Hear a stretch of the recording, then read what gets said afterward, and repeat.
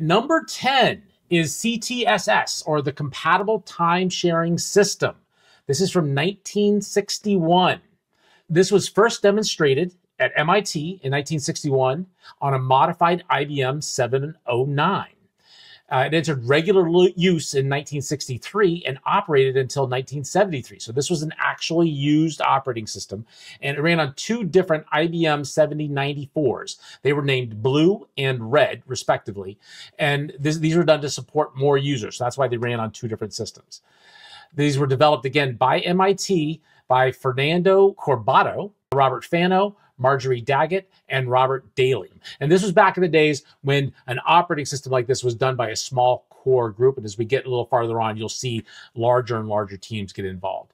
This was used by early computing pioneers, including the infamous John McCarthy.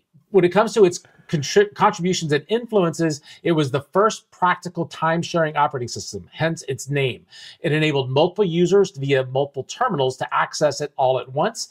It introduced shell interfaces, early text editing, and one of the very first email systems.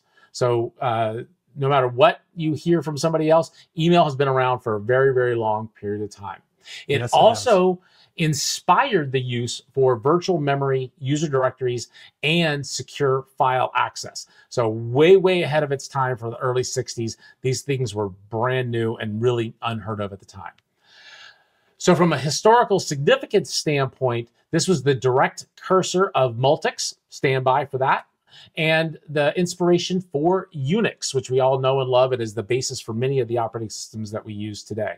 It validated the concept of interactive multi-user computing, and it laid the foundation for OS concepts used in modern systems today. So prior to this, it was really the wild, wild west. A lot of the operating systems that were used at that time were hodgepodge, didn't have a lot of multi-user systems. They were, a lot of times, were just switches that were being flipped. This was the first one where you had a terminal, multiple people could log in. It was really advanced for its time.